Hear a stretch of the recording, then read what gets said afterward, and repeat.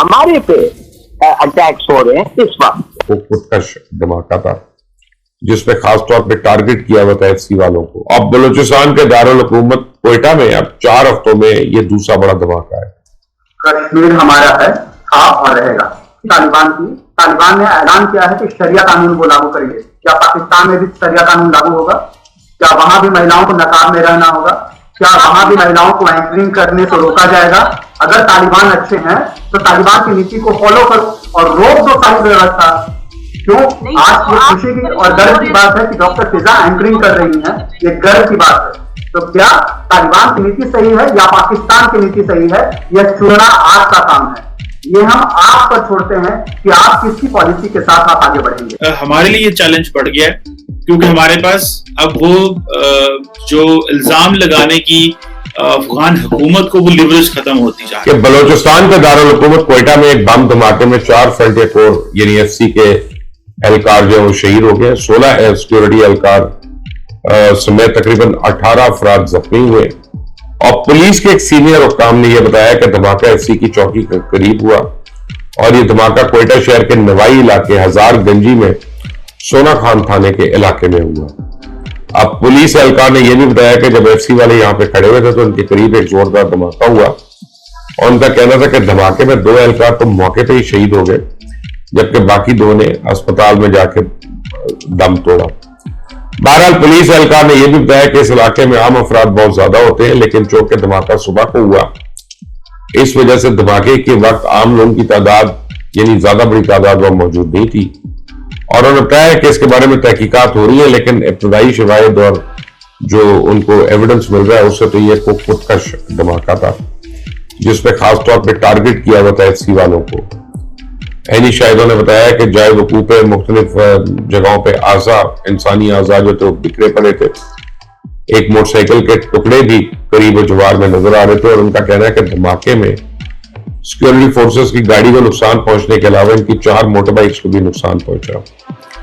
अब गैस करें, कलअदम तहरीक तालिबान पाकिस्तान ने एफसी एहलकारों पे हमले की जिम्मेदारी कबूल कर ली है और उन्होंने एक बयान में कहा है कि कोयटा मस्तूंग रोड पर एफसी एहलकारों को बारूदी जैकेट और बारूद से बड़ी मोटर बाइक के जरिए हदफ बनाया गया।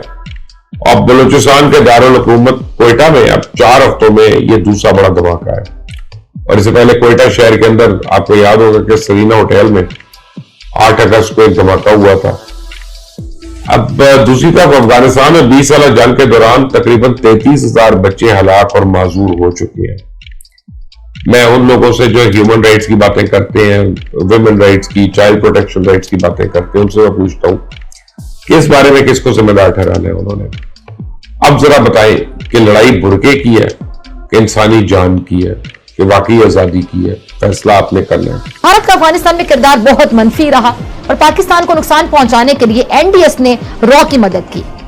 दासू, लाहौर और कोयटा के वाकयात एनडीएस और रॉ के गठजोड़ की वजह से हुए। भारत का तो मेरे ख्याल से ख्वाब ही बस दुनिया का अमन खराब करना है और इल्जाम पाकिस्तान पर आयद करना है। कश्मीर हमारा है, था और रहेगा। रही बात गिलानी साहब की, मैं बार बार कर रहा हूँ कि गिलानी इंडियन थे और इस देश के खिलाफ जो कोई आवाज उठाएगा वो गद्दार होगा।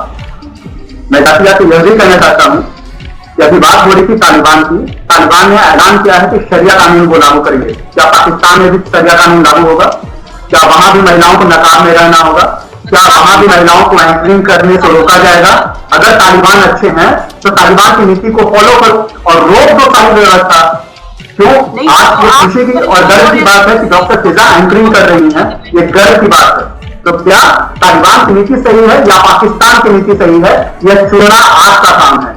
ये हम आप पर छोड़ते हैं कि आप किसकी पॉलिसी के साथ आप आगे बढ़ेंगे। ये अफगानिस्तान के लोगों का पाकिस्तान अल्हम्दुलिल्लाह एक इस्लामी मुल्क है, वहाँ तमाम चीजें फॉलो हो रही हैं, आपके कहने से नहीं होगा। मैं इसीलिए तो कह रहा हूँ कि पाकिस्तान में डेवलपमेंट के लिए जाए। हमारे लिए ये चैलेंज बढ़ गया है क्योंकि हमारे पास अब वो जो इल्जाम लगाने की अफगान हुकूमत को वो लिवरेज खत्म होती जा रही है क्योंकि अब तालिबान है अफगानिस्तान में। और अगर तालिबान है अफगानिस्तान में तो फिर वो क्यों नहीं कर रहे, वो क्यों आईएस खुरासान और बलोच अस्करियत पसंद जो तंजीमें जिन्होंने बलोच अफगानिस्तान में पनाह ली हुई है اور ان کا بہت بڑا اپریٹس پاکستان میں بھی موجود ہے. صرف Afghanistan is not every thing. ہم اپنے افغانستان کو الزام دے کے سارا ٹائم جو ہے وہ نہیں کہہ سکتے کہ جی وہاں سے ہمیں تھریٹ ہے. ظاہری بات ہے, the first thing is the threat is within. اس کو پراپرلی میئر کرنے کی ضرورت ہے, دین ہم obviously افغانستان پہ بھی کر سکتے ہیں, لیکن چیلنج بڑھتا جا رہا ہے. اور یہ جو اٹیک ہوا ہے اس نے بیسیکلی بتانے کی کوشش کی ہے that they are still alive. That doesn't mean کہ اگر افغانستان میں اشرف غنی کی حکومت چلی گئی ہے یا افغانستان میں طالبان آ گئے ہیں تو دیٹ مینس کہ we are your ہم آپ کے دشمن ہیں. طالبان اگر اب آپ کے دشمن نہیں رہیں گے, لیکن IS خراسان اور جو بلوچ تنظیمیں ہیں یہ ہیں پاکستان کی دشمن. یہ بیسیکلی 2 اٹیک کر کے انہوں نے اس کو کلیئر کر دیا ہے. یہ جو 2 اٹیک ہیں, اس سے پہلے جو پہلے وہ چیزیں سنبھل رہی تھی کیونکہ طالبان پاور میں آ رہے تھے, امریکی جا رہے تھے, 31 اگست کو چلے گئے, اور اب آپ دیکھیں کہ 30 اگست کو وہ چلے گئے تھے تو ان کے جانے کے 5 دن بعد ہی یہ حملہ ہو گئے ہیں. سو آپ امیجن کر سکتے ہیں کہ کس طرح TTP اور جو بلوچ عسکریت پسند تنظیمیں ہیں وہ تاثر دینے کی کوشش کر رہی ہیں, ایک میسجنگ کر رہی ہیں. جب اس طرح کے گروپس حملے کرتے ہیں ریاست کے اوپر, ریاستی عناصر کے اوپر, تو پھر آپ سمجھ لیں کہ وہ بیسیکلی پیغام دے رہے ہوتے ہیں. So let's hope how this Pakistani state takes them. اور جیسے میں نے پہلے کہا کہ ہمارے پاس چوائسز کم ہو رہی ہیں, so we have to hit them hard and we have to hit them now. مگر مجھے جو سب سے بڑی تکلیف ہو رہی ہے وہ یہ ہے کہ ان ایریاز جو افغان طالبان کے کنٹرول میں تھے اس حکومت سے پہلے, مانے کہ جو 70% 60% جو علاقہ تھا جو ہر وقت افغان طالبان کے کنٹرول میں تھا, ان علاقوں سے ہمارے پہ اٹیکس ہو رہے ہیں اس وقت. اور وہ اٹیک آپ جیسے دیکھیں ہمارے شہید ہوئے ہیں 2 لوگ. تو میں یہ جاننا چاہتا ہوں کہ اگر ان کا کنٹرول افغان طالبان کا ادھر تھا اور انہوں نے ہمیں ایشورنس دیا تھا کہ ہم ہر ٹیریٹری کو استعمال نہیں کرنے دیں گے آپ کے خلاف, تو پھر یہ کیوں اٹیکس ہو رہے ہیں ہمارے اوپر؟ کیا وہ اس وقت یہ ٹیریٹری ان کے کنٹرول میں نہیں تھا یا اس وقت نہیں ہے کنٹرول میں؟ کیا بات کیا ہے؟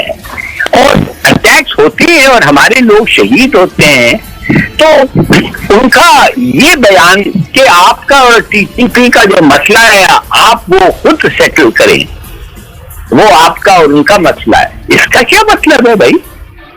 مانے کہ اگر TTP آپ کے ملک سے ہمیں اٹیک کرتی ہے تو وہ مسئلہ اور ہمارا اور TTP ہے, آپ درمیان میں آتے ہی نہیں ہیں. میں یہ جاننا چاہتا ہوں کہ ہمارا جو پوزیشن ہے اس وقت, اور ہمیں جو کہا جاتا ہے کہ بھئی کچھ نہیں, فکر مت, یہ ابھی تک کنٹرول ان کا پورا نہیں ہو رہا ہے, نہیں آہستہ ہوگا. یہ جو ایریاز ہیں جدھر سے ہمارے پہ اٹیک ہو رہے ہیں یہ تو ہر